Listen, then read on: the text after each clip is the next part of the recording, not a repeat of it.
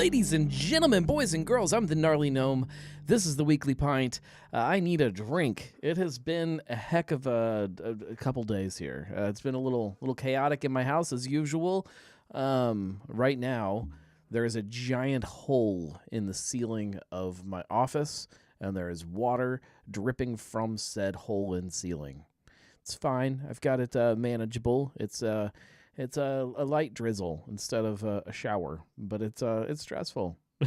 So that's my new fun project this week, is to fix that. So it's been fun. It's been real fun, and it makes me really desperately want to drink right now, just something good. So I've got a couple good things. Welcome. This is not a show. If it was, I wouldn't start things off just by complaining about the shower in my office. I wouldn't complain about that. But since it's not a show, I will. If you're new to this thing, it's a happy hour. We hang out, we drink things together, all kinds of random things. We talk about whatever is happening in the recent booze news, the beer news, the wine news. Yeah, we have wine news. We're going to talk about wine tonight, if I get to it. There's a lot to cover. We just talk about anything that's happening in the beverage industry, especially here in Cincinnati, but it relates to a lot of bigger things that are happening in the beverage industry. It's a live show. That's the other thing you need to know. If you're listening to the podcast, we're live every Monday, 9:30 p.m.-ish, just depending on what's going on. We're a little bit late tonight, but not considering the battle that I have been battling here for the last few hours. I think it's pretty good.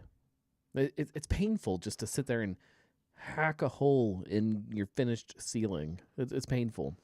But sometimes it's what has to happen. It's fine. I knew that eventually it's fine. I say it's fine because it is. I knew that at some point we're finishing the office. The office it's not, it's finished, but it's not really finished. I'm going to redo the whole thing. We're building new bookshelves, some built-in bookshelves. I've got ceiling plans. I have all kinds of plans for the office. It was just several projects down the road. It was supposed to be.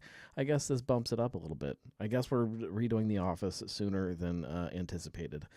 It's fine. It's okay. It's all right.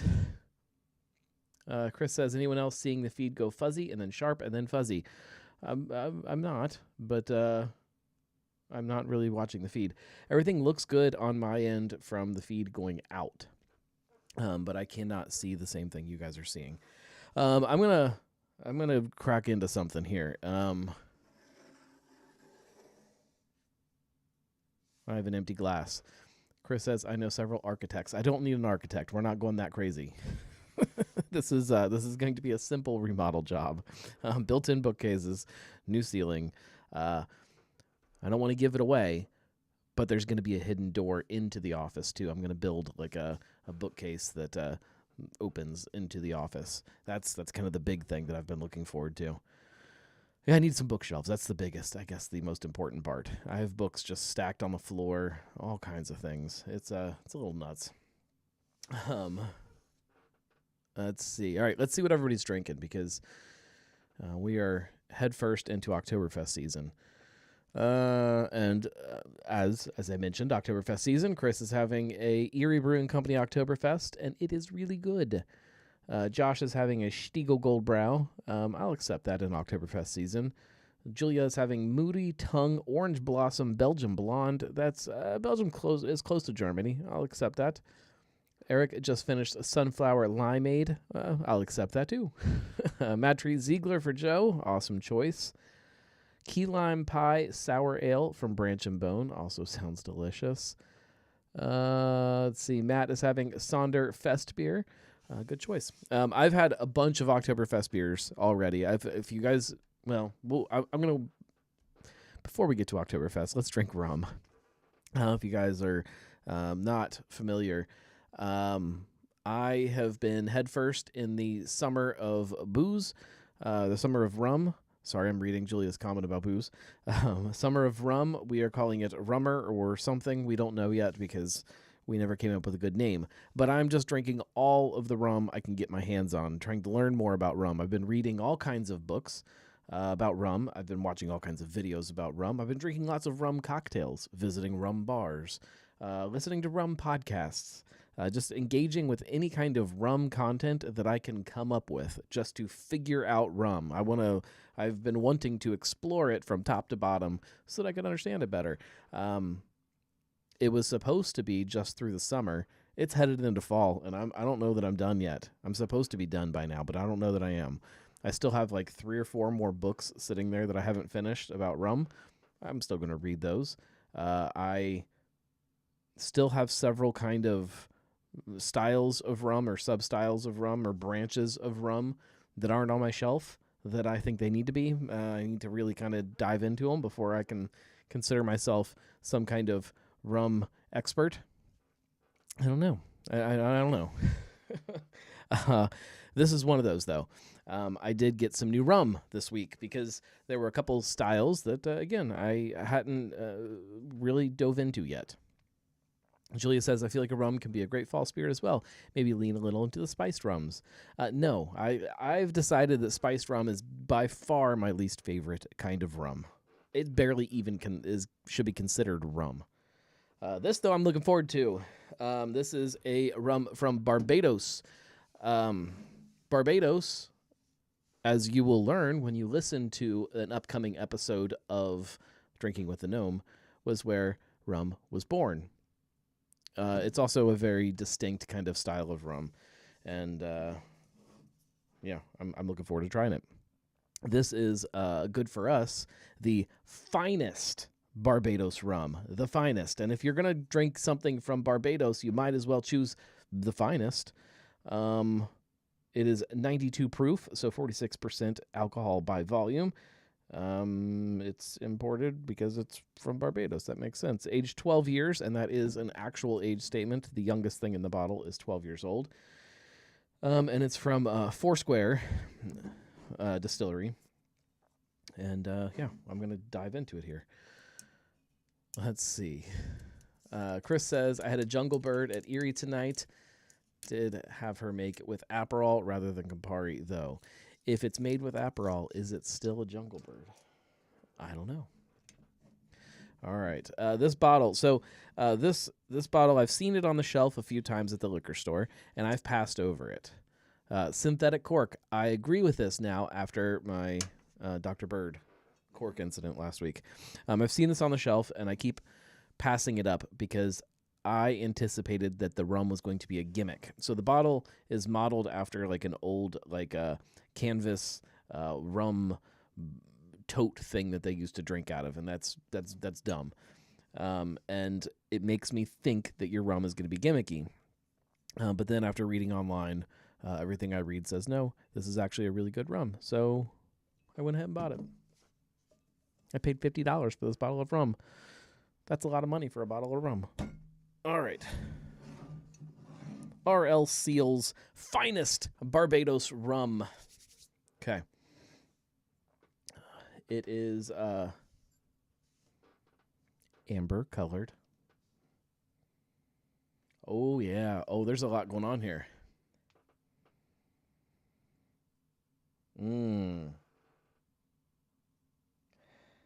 I get caramel, obviously. Oh, yeah, there's some fruit in there. There's some banana. Maybe some other tropical fruit, though, too.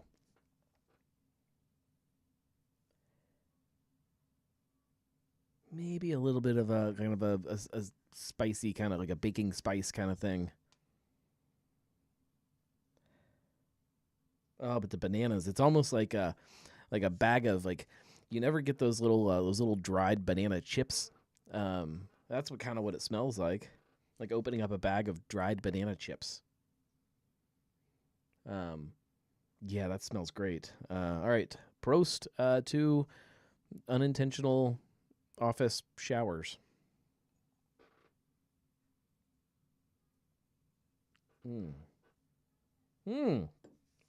Oh, that's delicious. Whoa. Oh, yeah. So it's not like big and like funky like a Jamaican rum, like the Dr. Bird or something like that. But there's like a real kind of rounded. I keep wanting to use the word smooth, and I'm not going to, but like a rounded fruitiness And then right at the beginning, there's almost like a real bright kind of pop. I don't know what that is. Mm.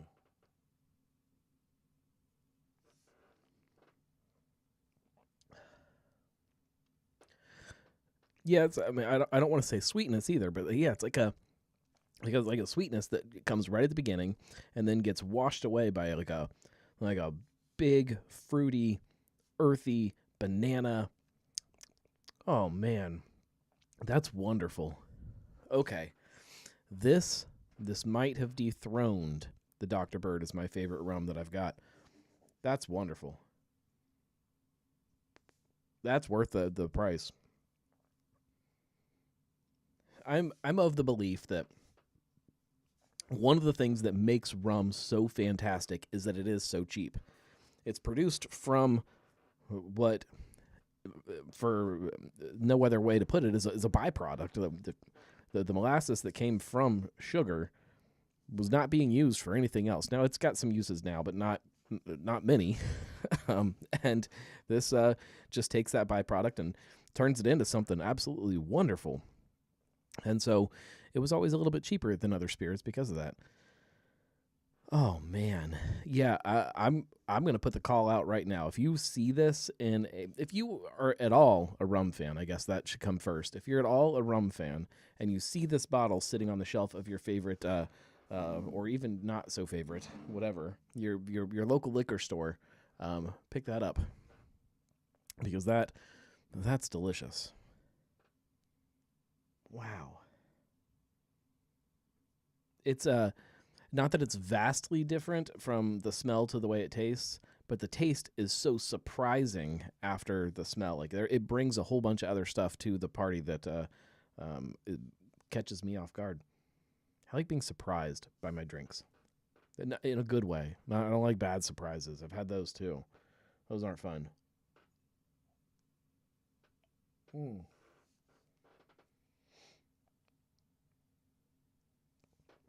Wow, yeah. That doesn't even I don't want to put that in a cocktail. I don't want to put ice with it. I don't want to do anything to that rum. I just want to sit and drink it as is. Um yeah. It's still really approachable though. For being pretty boozy, what I say it was 92 proof. That's pretty boozy. It doesn't drink like that. It drinks like it drinks like something that's very approachable. I would say that this is a good entry point for people. If you don't know a lot about rum and you want to learn more about rum, pick up this one. Mm.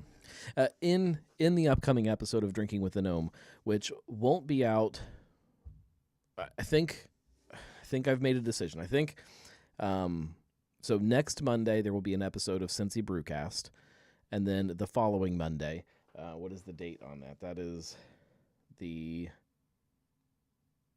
All right. So next week is the 31st. Following week, Labor Day. Okay. Yeah. So Labor Day, if my math is right, which I think it is. Hang on. Look at my schedule again.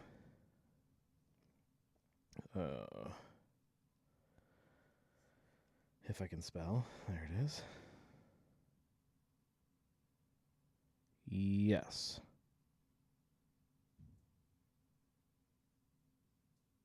Next week is the brewcast, so the 7th. September 7th will be the rum episode. I don't know if there's going to be more than one rum episode. I mean, I'm sure eventually there will be. But this is kind of your guide through different types of rum, and then a little bit of the history of rum to kind of explain why those types are what they are, and how they kind of relate to each other. If you listen to that episode, it'll kind of tell you. I will tell you what bottles.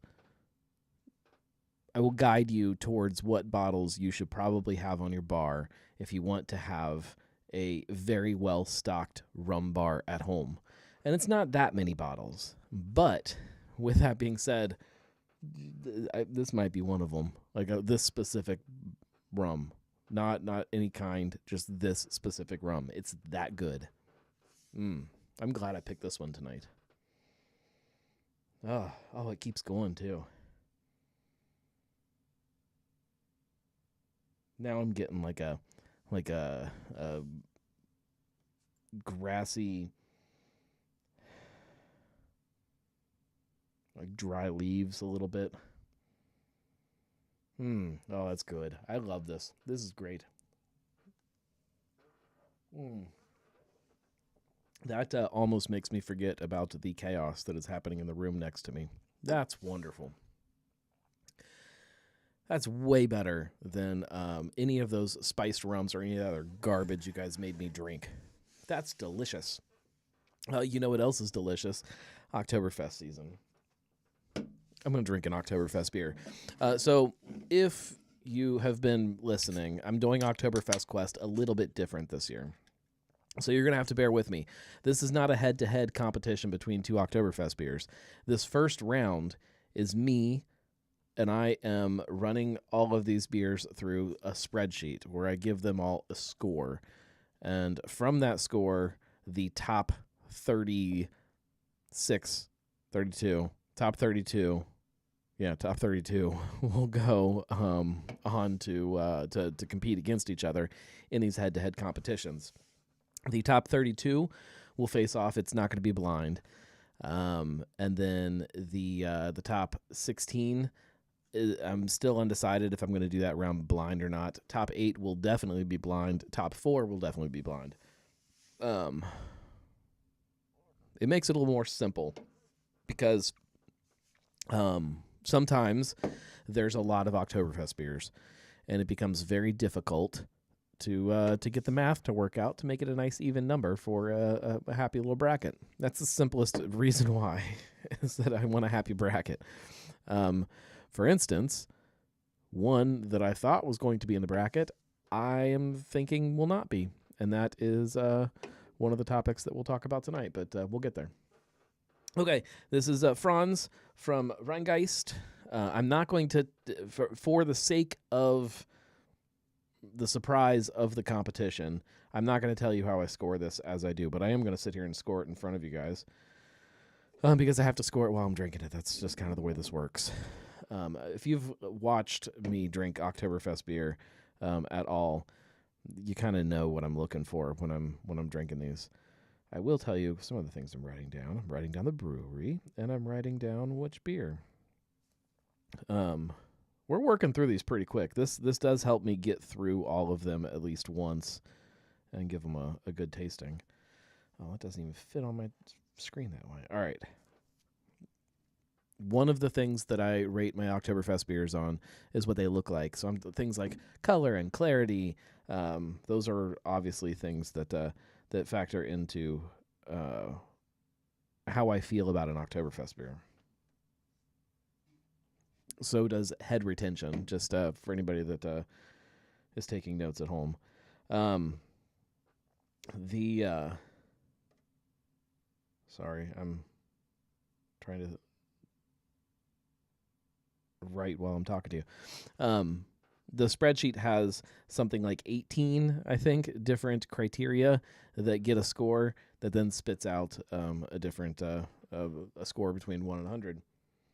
I can tell you that so far, the highest scoring Oktoberfest beer that I have drank got a 92, and the lowest scoring Oktoberfest beer that I've tried so far and scored gets a 73.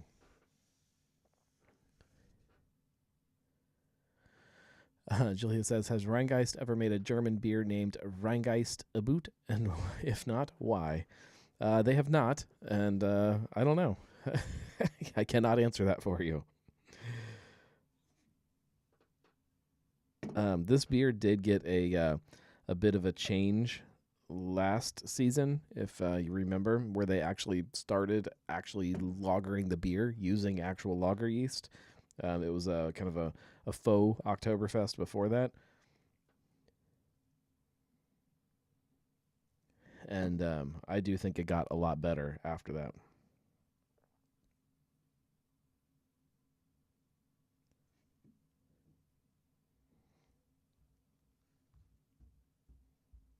Mm-hmm, mm-hmm, mm-hmm.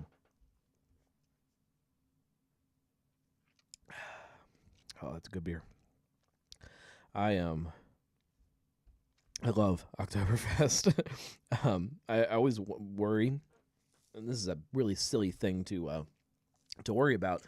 Um, Sometimes as we head into Oktoberfest season, I worry that like as I start drinking Oktoberfest beers, I'm just going to kind of get bored with them, and that I'm going to get like I don't know 6 or 7 beers into the competition and be like, you know what, like I don't really want Oktoberfest beer anymore, and so far that doesn't happen, which is good.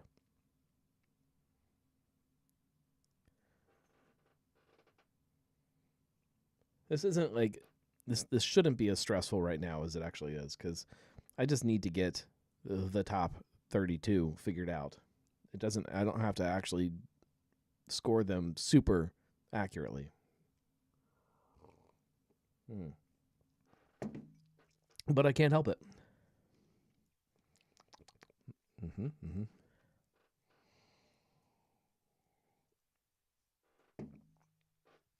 I will also tell you. Sorry, I know this isn't that exciting. We will get to some topics here. There's some good stuff, but I just got to get this scored. Um, that's a hard one. Um, I have a very specific schedule that is I should have I should be able to figure it out right now, but I'm not going to try to. Looking at the calendar, um, we have the finals on the calendar. I've got the finals figured out what day they're going to be, and where they're going to be. I'm going to wait to announce that for a little bit, but then working back from that, so the final four will be announced a week before the finals, a little bit more than a week before the finals. 8 days before the finals, the final four will be announced. Leading up to that, every single day there will be a head-to-head showdown of 2 beers battling it out to work their way through the bracket. So if however many showdowns that is, if you start working back from the week before the finals, that's when it's all going to start. And I think that's going to be fun. It's a little stressful when I think it out and I say it out loud, knowing that I have to have all of those videos planned out. I don't know if I'm going to do them all. We'll do some of them live. Historically, I've done some showdowns on this show, and I feel like I should probably still do that. So maybe what I'm working through this as I'm sitting here talking to you guys. I think maybe what I'll do is because some of the head to heads will be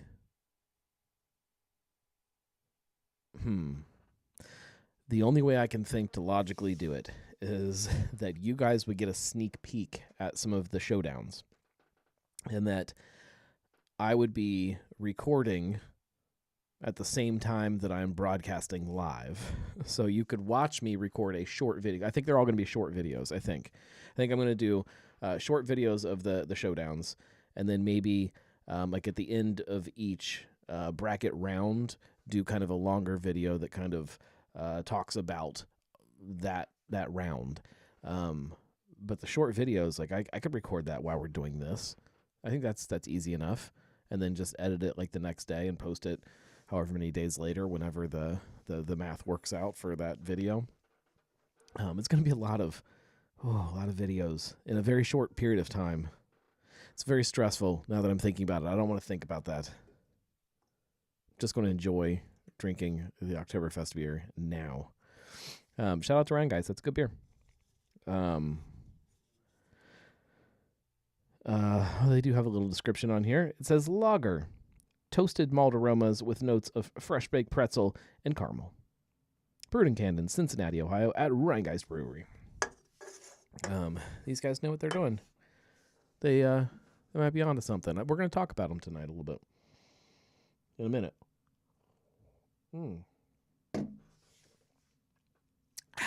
All right, let's get into something here. Let's see. Julia says, if Joe from Craft Parenting Pod can do it, so can you. Don't forget that last year for Beer Vent, I made a video every single day. Joe didn't do one every single day. He had some that were late, and he skipped a day. So I did it.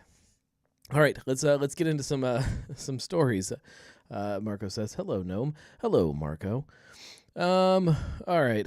Big story of the day. We got to jump into it right off the bat. West 6th announces the closure of Covington House. I don't like this. I mean, so I give some of the invasive species tap rooms a little bit of crap. That's not because I don't like them. That's not because I don't like the breweries. It's definitely not because I don't like the beers. Certainly not because I don't like the spaces. It's just because I'm a homer. And I think it's fun to give them a little bit of a ribbing every once in a while. I don't think this is that surprising though. So West 6th came into the Covington House. It officially opened in January of 2025, I believe. Is that right? After a little bit of getting the space ready. This was on the heels of them operating out of a very small shipping container in the box park at Newport on the Levee there. They opened that in 2021. When they came into Covington House, they had to do a lot of work to the space to get it to look like they wanted it to look and to prepare for a tap room. One thing that they didn't do was put in a food option. And I get that was probably a money issue, but I also think it was one of the things that created a space that didn't survive. I think if they had a food program there, they would still be open. I think there was a really great opportunity there for a really great food program. We have a very, very shocking and upsetting lack of fun German food places in this city. We have a gaping hole when it comes to German food spots around town. And they could have easily filled that gap. Not easily. I shouldn't say easily because I get it. They could have filled that spot. I think it would have helped. I also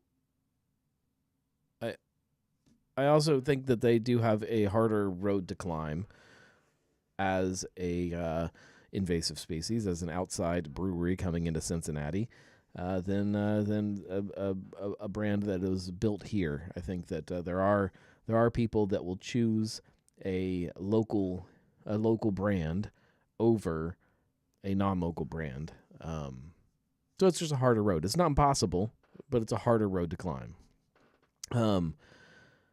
It sucks to see them close. Their last day of business is this coming Saturday, I believe. So get down there, support them, have a beer. It is definitely a sign of the times. Like, there are definitely changes happening in the industry. If you want to operate a tap room, you got to be ready to weather some of these storms that you're gonna face. And I think that the storms that they are facing are not all standard things that everybody might be used to. There's definitely lots of issues with the space, a lot of money that needs to be invested in that, and I don't know that they were ready to put that money into it or able to put that money into it. The business is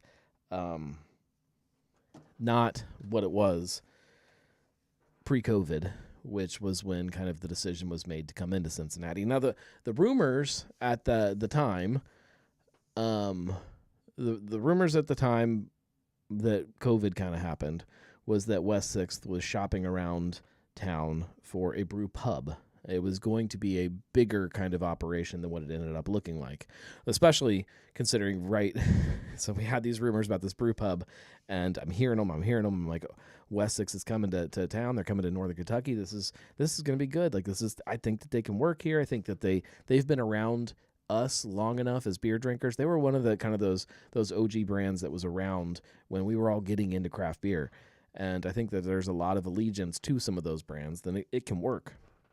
And then COVID happens, and then they open in a shipping container. And I was like, oh, that's not at all what I thought it was going to be. But it still made sense because we were coming out of COVID. They were just getting into town, continuing to build that brand, taking a temporary stepping stone to what they were going to eventually do. So then when they announced Covington House, I was like, all right, here we go. Here's this brew pub. Here's what they're going to do. And then they just open up a tap room. And it's just kind of disappointing. It just never lived up to what I wanted it to be. Great space, beautiful space. Beer's great. But it was not, there wasn't like enough going on in the tap room to make me want to go there more. And definitely not enough to make your average beer drinker to stop when they're headed towards somewhere else and go there instead. Yeah, it just didn't work. Ryan says the decision to come into Cincinnati is kind of wild. When I think about it, they should have come no further than Dry Ridge. I don't know. I mean, the Cincinnati market, I think that they were selling enough beer here in Cincinnati, packaged beer, that they felt like it made sense. I don't know that I disagree with that. I think it could have worked. I still think it could have worked. I still think it could work if it was a brew pub. If you had food in the tap room, I think it could have worked. Especially in that space. That space is so good. Like, it is a good space. It's a beautiful space. And you got the cocktail bar upstairs, second story, and it's around the corner from Braxton. So you can start to build these little trips where people are going to multiple places. They just have to know that it's there and have a reason to go in there. I don't know. I think it could have worked. Oh. So that's the West Sixth news. That does mean that now I have to make the decision of, do they belong in the bracket this year? Because as of next week, they won't have a tap room in the city. So I think that eliminates them from this year's Oktoberfest quest. That's an easy one to knock off the list and give somebody else a shot at it. They do make a great Oktoberfest. That's the sad part. I don't know how far it's made it in previous quests. Let's see how it has done. I need a better way to look up how a beer has done in Oktoberfest quest. Let's see. Last year. Oh, let's see. Dun dun dun. West Sixth. Dun, dun. Okay, round one last year, West Sixth battled BJ's Oktoberfest, and they won. But that's yeah, we'll leave it at that. They won heartily. Then in round two, they went up against Wooden Cask, and Wooden Cask took that one because, as we hopefully remember, Wooden Cask made it to the finals. So they were knocked out in round two. Let's see. 2024, how did they do? See, at least I can go back and look at this. That does help. West Sixth. Where are you? Okay. Oh, they lost in round one that year. So Highwire, Zirkusfest versus West Sixth, Donkachain. And Highwire took that. So they were knocked out in round one the previous year. And I'm going to guess, no, they had to be, because the box park was open, so I would have put them in here. Let's see. This is 2023. West 6th. Oh, okay. That was rough. They round 1, they were up against Northern Rose Schwester. Got knocked out in round 1. So, yeah, so they never did that great. They got knocked out. Round 2 looks like the furthest that they made it. 2022.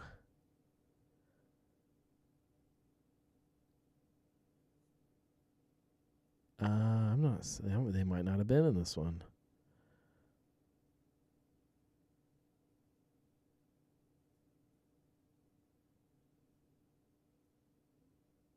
Yeah, I don't see them in here, so they might not have been 2022. Either way, they're not going to be in it. Ryan says, does Voodoo Brewery get an Oktoberfest entry?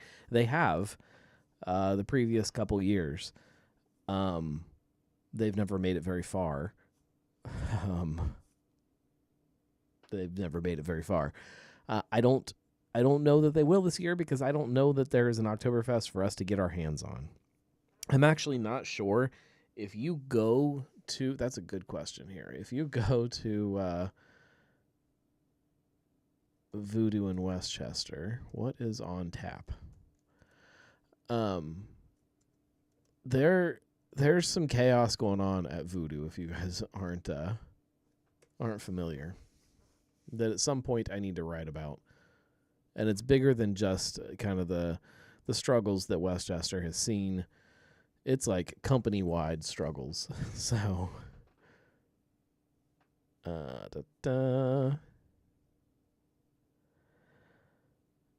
let's see if they have something on their website.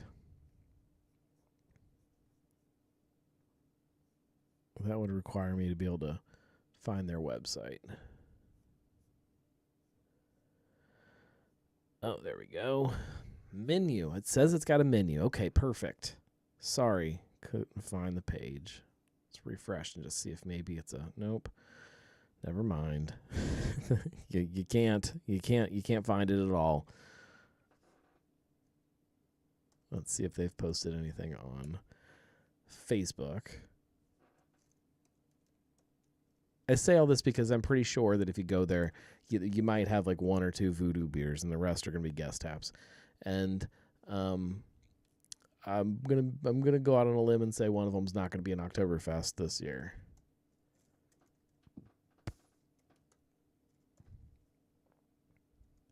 Oh my gosh! Why do you make this so difficult? All right, let's see. Have they posted any kind of a menu lately? No, they haven't. It's just the same kind of stuff over and over here. Yep. Nope, I can't tell you, but I don't think they've got an Oktoberfest right now. Joe says, I'm honestly shocked Voodoo Westchester is still open. I live so close and I've only been once. I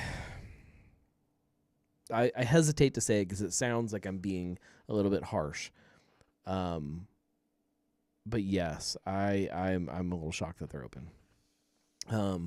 Zach says, wait, West 6th is closing. I went there for the first time with Thomas and Jeremy during Braxton's Dark Charge night and love their beers. Yeah, they're closing. Their beers are great. They're closing here.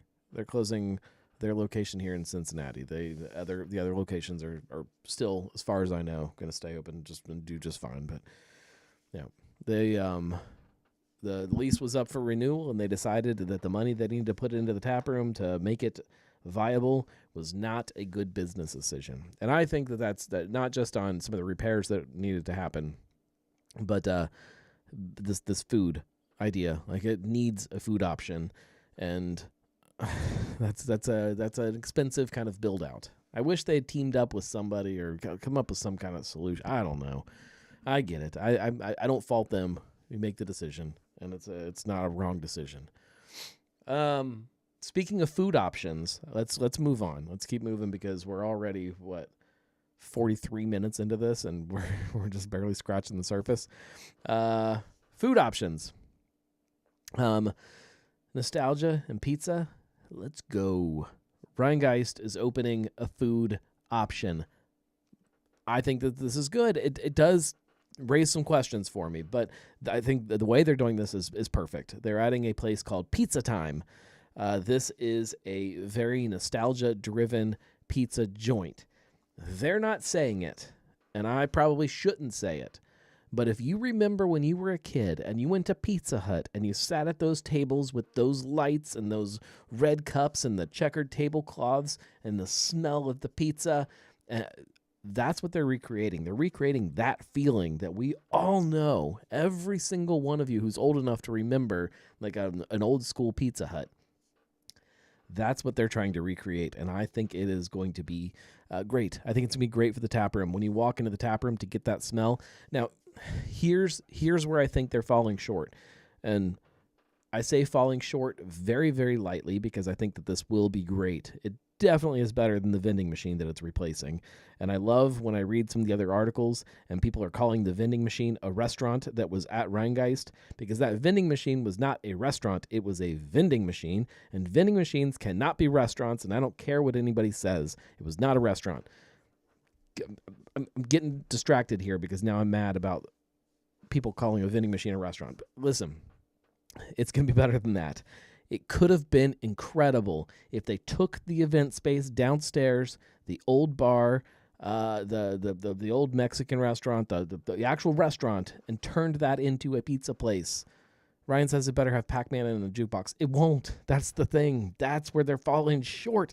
They could have created this very immersive experience with an old school bar that you could sit at and have a beer.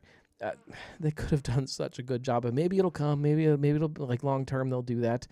Man, it's falling short. Zach says, but I like bringing Mikey's late night slice over to Rheingeist. No, Mikey's late night slice is when you're on your way out of Rheingeist and you walk over to the little spot there where the Ubers pick people up, and there's just pizza right there. That's what that is designed for. It's also for sale too, so I don't know what's going to happen long term with Mikey's, but Rheingeist will do a great job with the pizza. I think the food's going to be good. I think it's going to smell great when you walk in the tap room. I think the tap room space, it's going to be back in that corner where the vending machine was, and I think it's going to look great. I think it'll fit with their aesthetic while also bringing some kind of cool nostalgic thing to it. It's going to be great. But man, if they had turned that space downstairs into a pizza restaurant, it could have been incredible. It could be incredible. You could still do that, Rheingeist. Do it. Do it for us. So many of us need that we need this so bad. Look, Mikey's is great. You could do better. You could do so much better. And I say that. Maybe it's the Franz talking. I don't know. You could have done better. You could have done something great. You could do something great with that space. Do something great. Please do something great with it. It needs more than just an event space. We need more than just event spaces in our breweries. I mean that.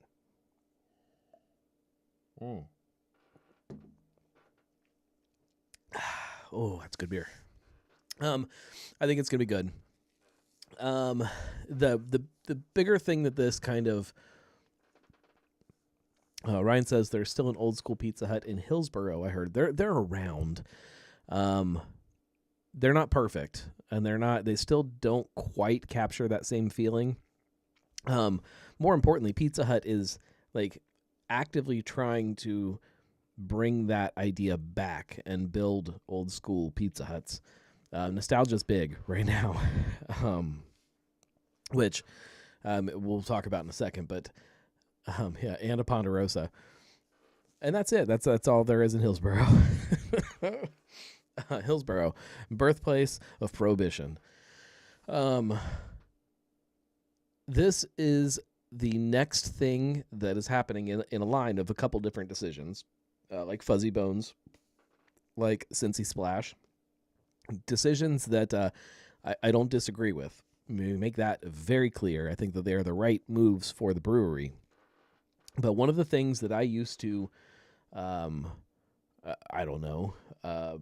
tout, salute, love, respect, whatever. Not that I don't love and respect Rhinegeist still, but these were they're one of the things that I used to hold very high in esteem, regard, I don't know, was that they were definitely a brewery first.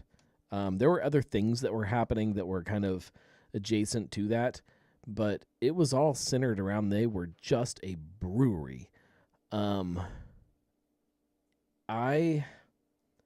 don't know that it's quite the same now. I mean, they're still a brewery. They're definitely still a brewery. They make a ton of beer, but these are all decisions that are brewery adjacent. They're vodka sodas. It's food options. It's THC beverages. It's all like this hospitality thing, and I say that just because I don't know a better word than hospitality business.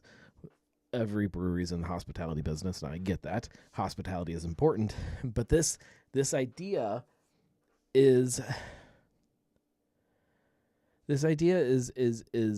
changing the bones of what the beer industry is built on. And there are a lot of breweries that are coming up now that think this is exactly what you have to do, and you don't. I would stand by that. You don't have to hit all of these different marks and build this business that does everything for everybody. It's good if you do, if you're big, and I understand that Rhinegeist is trying to hit certain metrics and trying to do things, and I get it. But everybody doesn't have to do it that way. There can still be breweries that just make beer. I don't think that that's Rhinegeist anymore. I don't think Rhinegeist is just a brewery. I think Rhinegeist, along with places like Madry, are entering into this other type of business, this other thing. Beer is still part of that business, but it is not the sole. Even that, like I don't feel right saying that way still about some of these places, but it's not. They're building this other bigger thing than just beer. Zach says, I'm assuming you'll be there to talk to Jim K again, Gnome, for Oktoberfest. I'll be there. Stay tuned for lots of Oktoberfest content coming up. I got podcasts, I got videos, I got all kinds of stuff that I'm hoping to make for Oktoberfest. In fact, like there are I think 3. Yeah, I me's there's 3 different Cincy Brewcast episodes scheduled this fall that are all Oktoberfest centered. This is my busy season. I'm curious if anybody else feels the same way that I do about this. I still, going back to the Rhinegeist thing, I want to make sure that there's always some kind of mental separation for me between these different arms of a business. I love how Madry is taking the these different tap rooms and using them to express different parts of the personality of their business. I like that. I want more places to do that. Zach says, did you release your magazine, by the way? Didn't know if I missed it. No, we announced last week it will be this fall. This fall will be the first issue. So stay tuned for that. Go to Cincy Drinks and get the latest on the magazine. There'll be some updates coming very soon about that. Stay tuned. Sign up for Patreon or newsletters or anything to get all the latest. So that's the Rhinegeist news. Pizza, which again I love. I know I'm being a little bit harsh about this whole hospitality business thing, but I do think it's great, and I think the pizza's gonna be good. I will definitely be talking about this when it opens up, so stay tuned. Moving on. Okay. Wine story. I know I don't talk about wine that much because I don't know that much about wine. I don't understand wine still. So on paper, in planning stages, in my head, when I get through this quest through rum and understanding rum, which I think I'm getting to that point. I think I've got a pretty good grasp on rum now. I'm not by any stretch a rum expert, but I am definitely pretty well knowledgeable about rum at this point.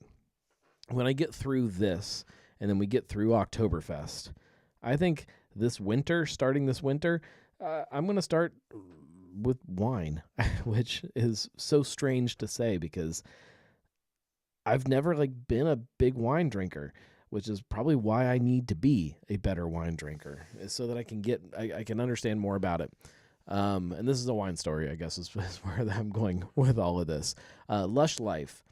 This is a local company. They are open. They just opened their kind of brick and mortar headquarters. They do a lot of events and stuff.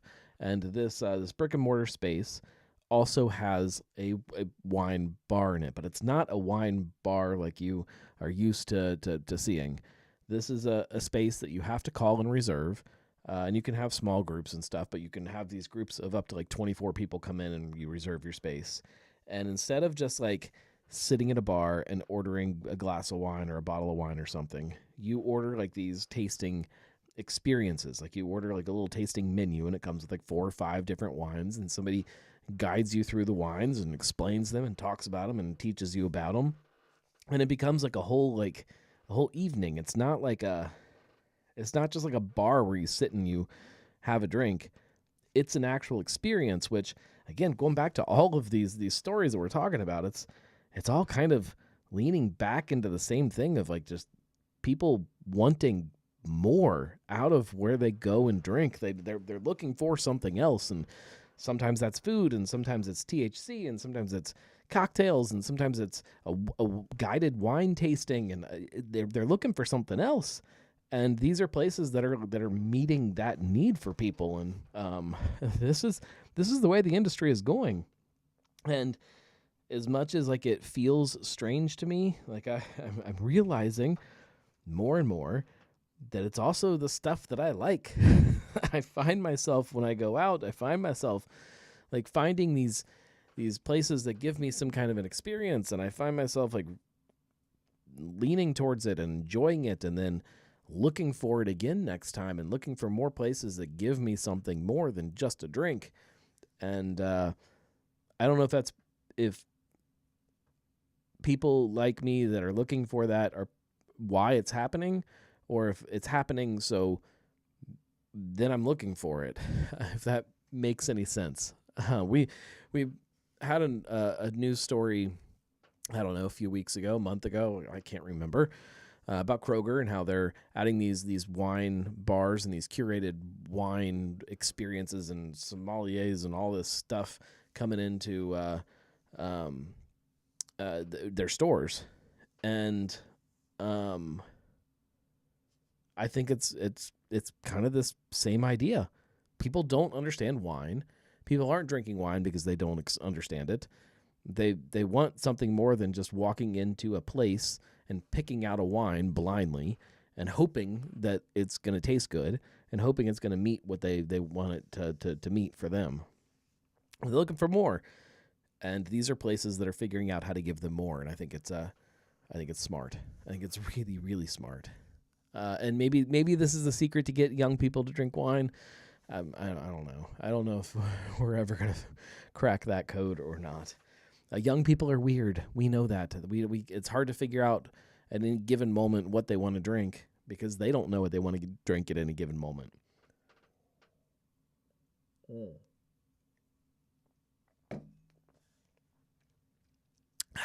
Oh, that's good. You know what I want to drink? Another Oktoberfest.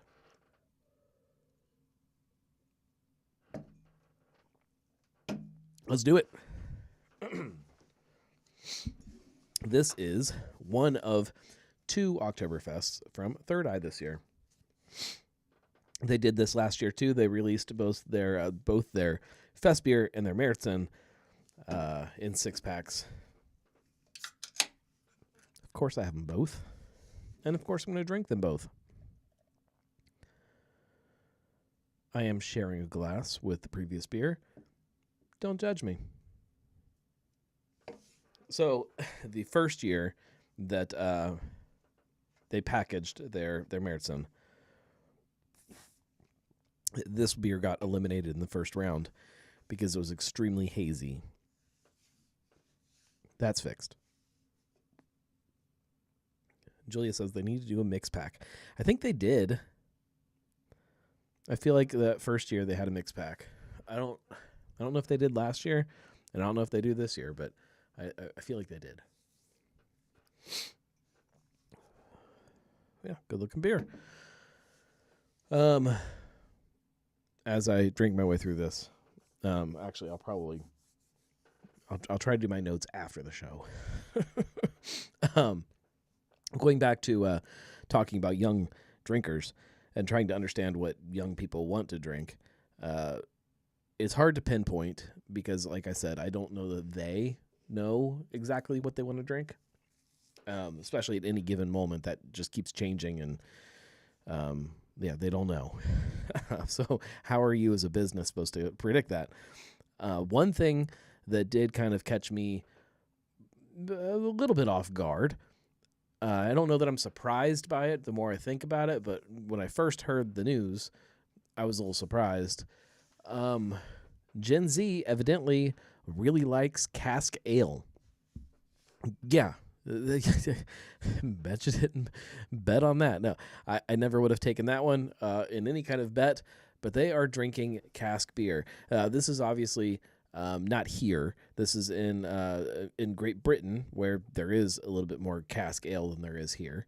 But a recent report came out saying that Gen Z drinkers are ordering cask ale. In fact, 25% of Gen Z drinkers are regularly ordering cask beer. Cask beer is an old thing. It's a nostalgic thing. It's still around, but like it's for old people. Old people drink cask beer in Great Britain, and it's slowly going away. It's been over the last couple decades getting more and more rare because it's a pain in the butt, and I guess it might make a resurgence here because of young drinkers, and I don't know the reason for that exactly, except kind of going back to this thing we're talking about, experience. Like it's like this fun, nostalgic, the pizza place at Brian Geist, Pizza Time. It's all about nostalgia. It's about capturing something from the 80s and something from like when you were a kid, or something that you remember, or something that makes you feel a certain way. This does that too in a different way, but it does the same thing. It's about capturing some kind of nostalgia and some kind of history and some kind of tradition and some kind of thing that it makes you feel something. And I don't know if like it's a bigger sign of people desperate to find things that make them feel good, because there's so much in the world right now that we're exposed to that makes us not feel good. Everything is just you're bombarded every day with stuff that is negative or doesn't make you feel good. And so I think people are maybe reaching out for things that do. It's 25%. Like that's insane. That doesn't make any sense. As an American beer drinker, that doesn't make sense. I don't know what drinking culture in Great Britain looks like, but I didn't picture it looked like that. It's crazy. I wonder if this idea can start to kind of bleed over into things here in the United States, or if it already is. Is this why some of these light beers that we're seeing from craft breweries are working as well as they do? I mean, if you think about some of the brands that people are doing, they're leaning into like these kind of heritage things and kind of fake retro looking cans and brands that kind of feel like they've been around forever. And is that why that's working? Is because that's something that people are reaching out to, is this nostalgic something? What does that mean for brands like Hudipole or Little Kings or Wiedemann, like, are people going to start reaching out for brands like that over a newer brand because they're reaching out for some kind of connection to the past or to something that they remember as a kid? I don't know. Why are you asking me? I don't know. I have no idea. I have no clue. I find it simultaneously confusing and completely predictable. Like it's exactly what I should have been expecting. It's exactly what all of us should have been expecting, especially coming out of COVID, which kind of reset us a little bit and kind of pushed us back into the deeper recesses of like connection and desire for something that was, if that makes sense. It shouldn't be shocking, is what I'm saying. It is, but it shouldn't be. It's not. It's not shocking at all. I don't think it's shocking at all. I'm surprised by it, but it's not shocking. Does that make any sense? It doesn't make any sense.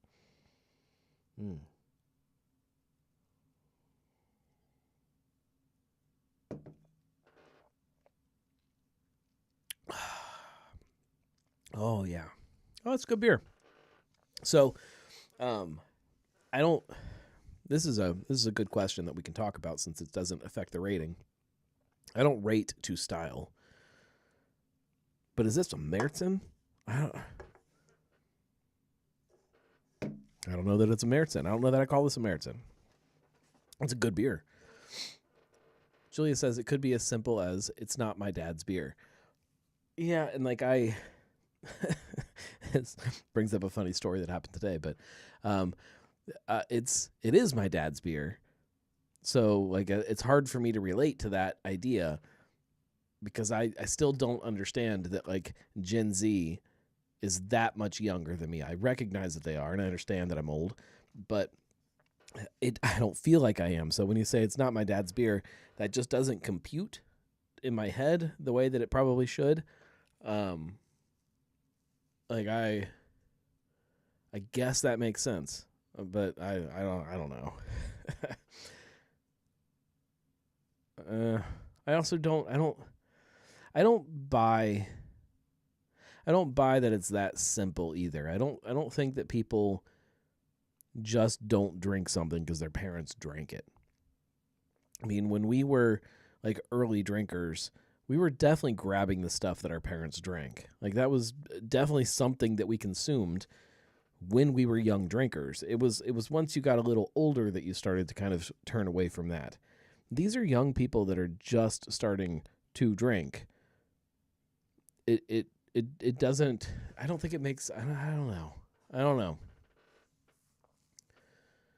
Ryan says at the brewery they call this one their Oktoberfest lager, where the other one they call a fest beer. That's interesting. Yeah. So on the can it just says Drittes Aug Märzen Oktoberfest.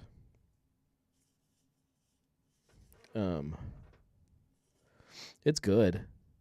I mean, it's definitely a good beer.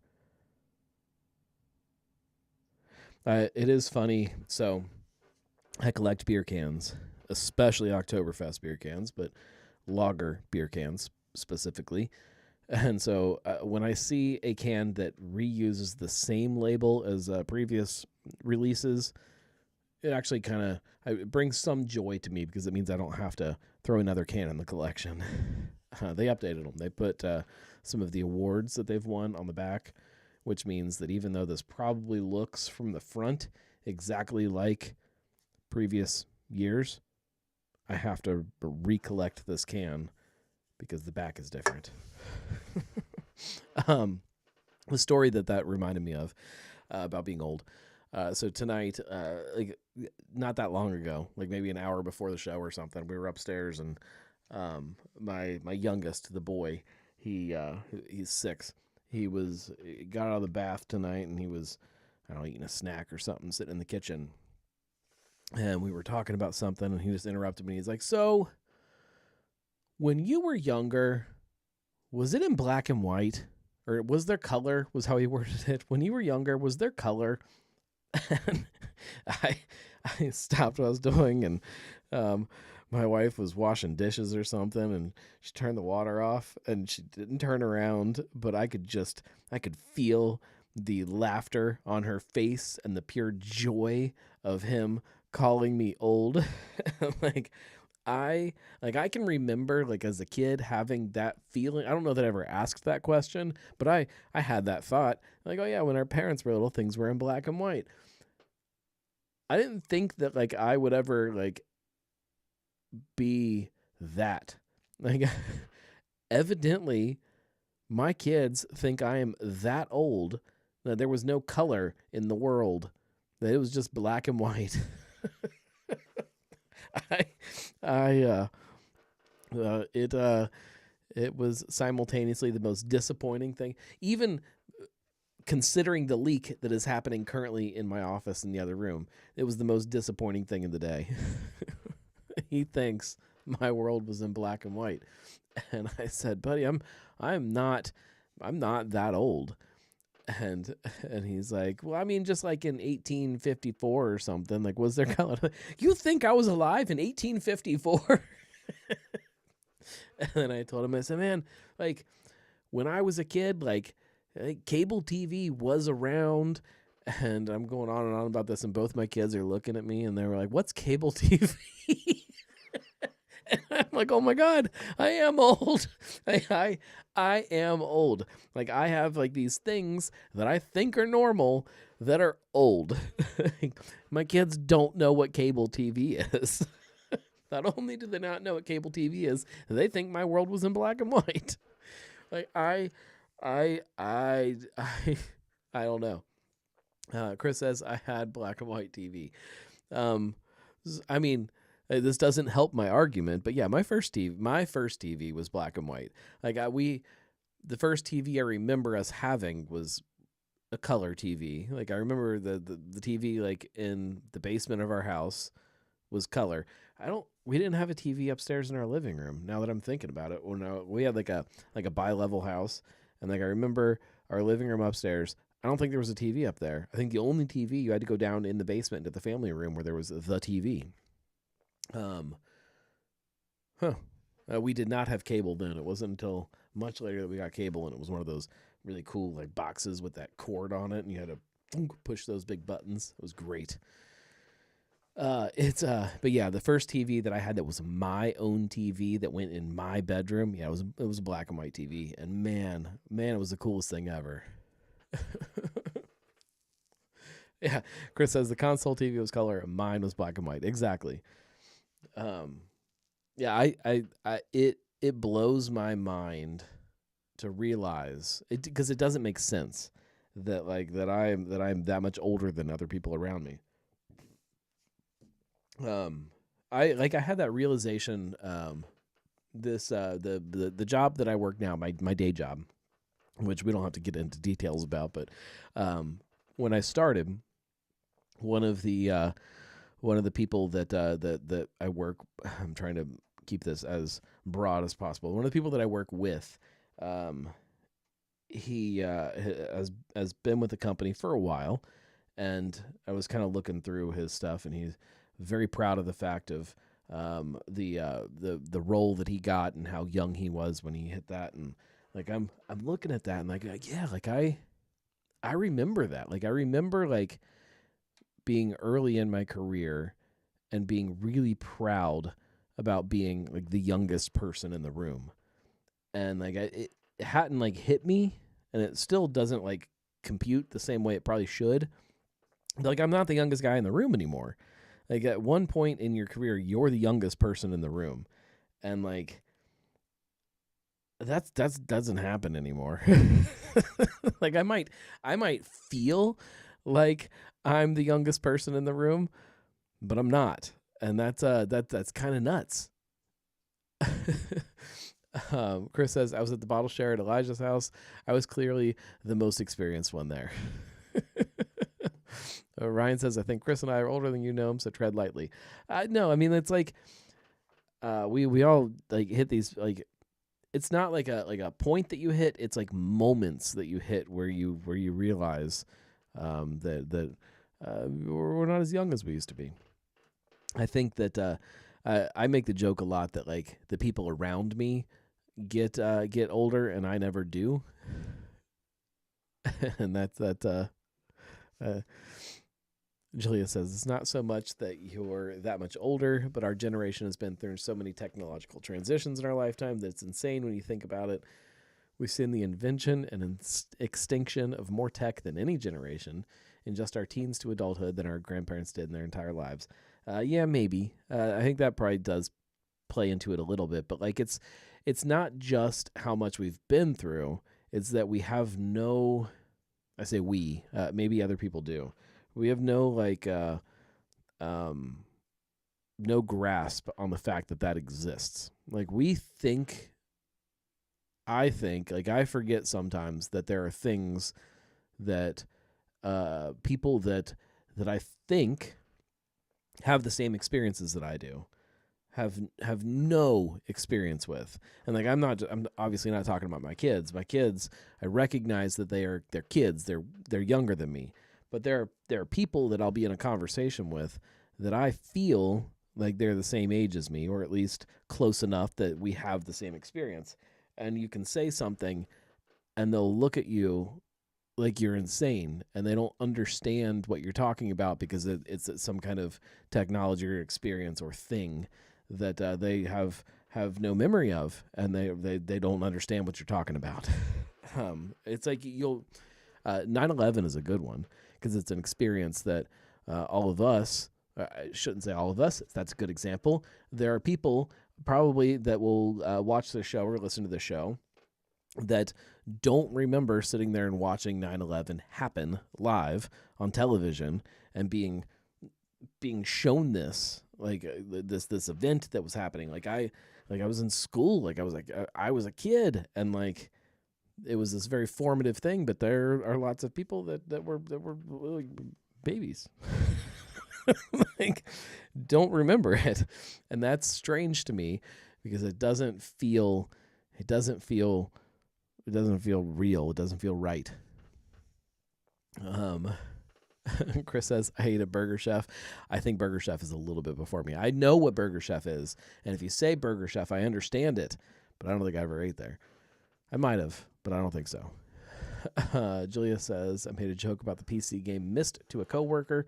Gave me a blank stare, and I realized he hadn't even been born yet when that game came out. Yeah, I don't know anything about video games. So that's a different reference. Too. Like I don't know Mist at all. Like I recognize that it's a video game or like a computer game. I recognize that. I know that I've seen it before, but I don't know anything about it. Chris says 9/11 is 25 plus years ago now. Yeah, that doesn't make sense. The math doesn't math. It can't be because that doesn't make sense. None of it makes sense.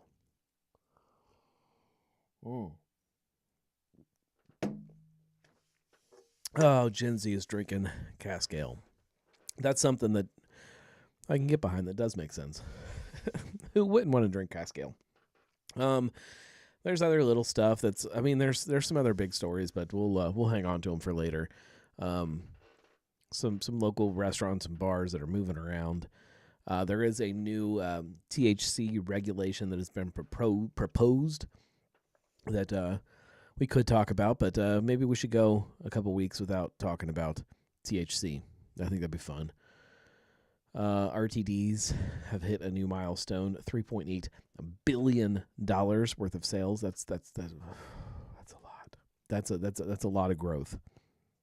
A lot of that's on the back of seltzer disappearing. We're not going to talk about it tonight. We could, but we're not going to because we're already an hour and 20 minutes into this. And yeah, we're not going to. All right. I'm going to try to get my score for this Oktoberfest written down so that I don't forget it. And we should probably do this again next week. Look, I appreciate you guys. This is a ton of fun. I might sit here and drink rum all night. I'm going to be honest. That stuff was so freaking good. We do have a new rum next week too. We'll drink that. And I will have. I shouldn't make a promise that I can't keep.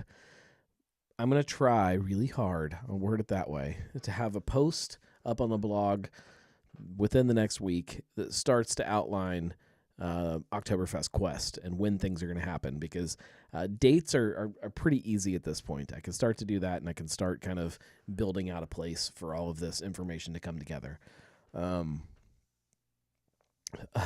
Chris says, Cincy Wing Week is happening this week too. Yes, it is. There's a bunch of great wings around town. Get out and eat your wings.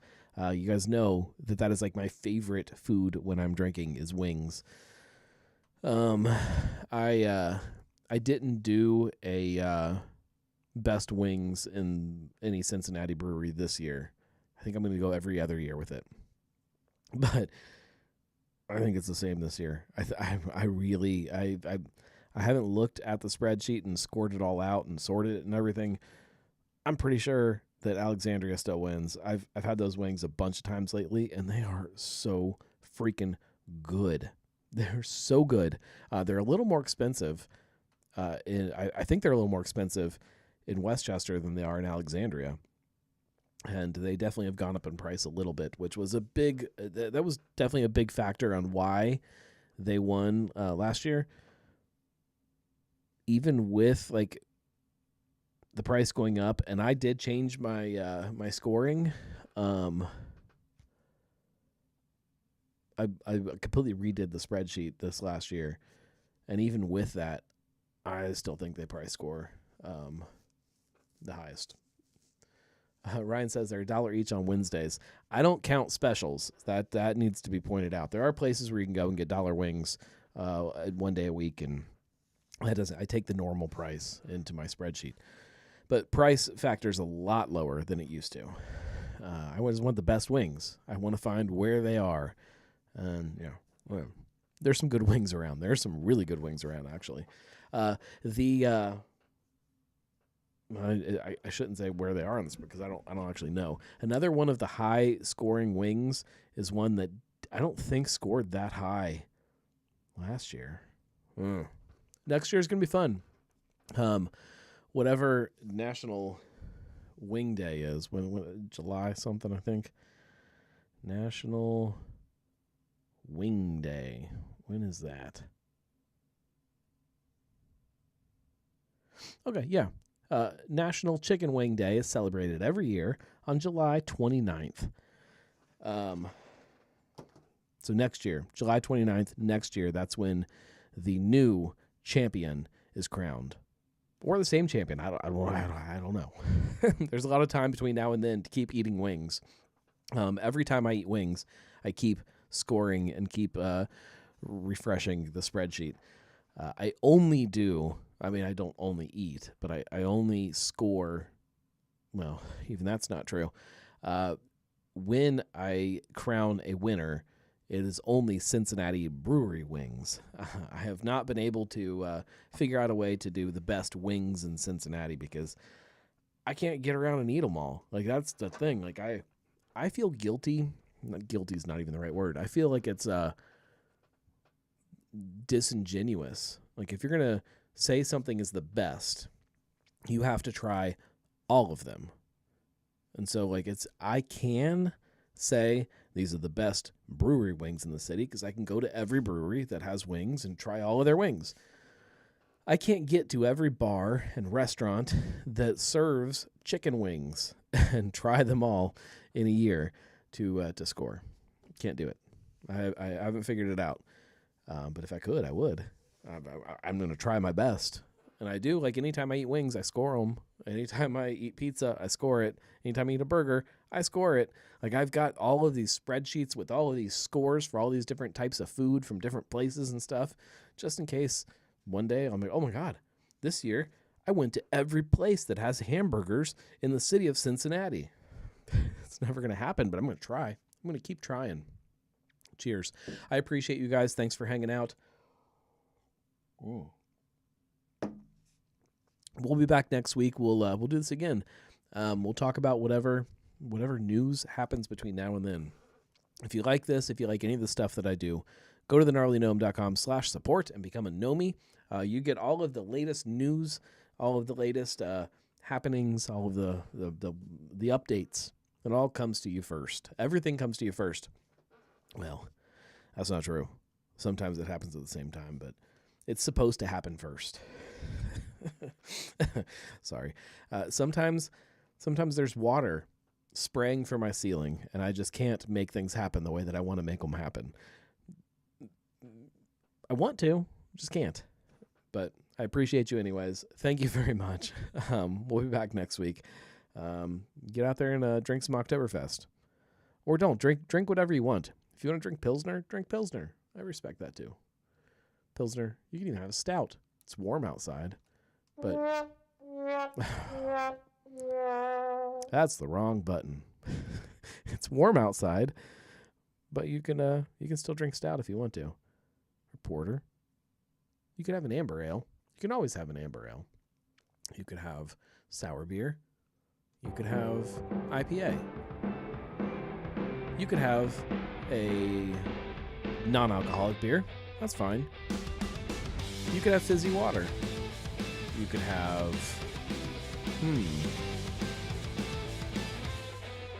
You could have a lambic. Yeah, you could do that. You could have a brown ale. Nobody drinks enough brown ales anymore. There's a lot of things you could have.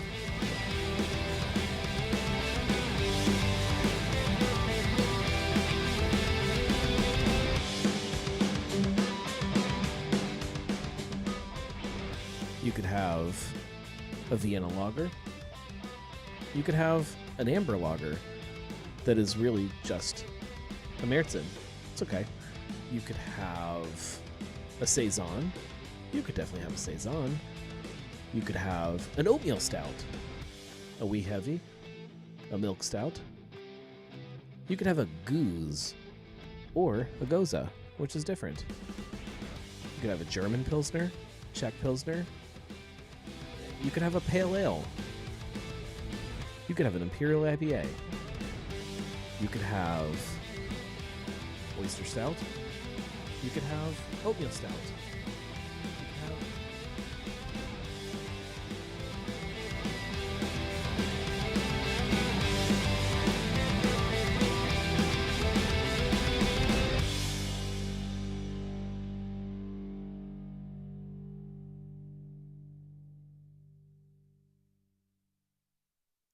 Okay, that was really hard to try to think of as many beer styles as I could while the music was playing.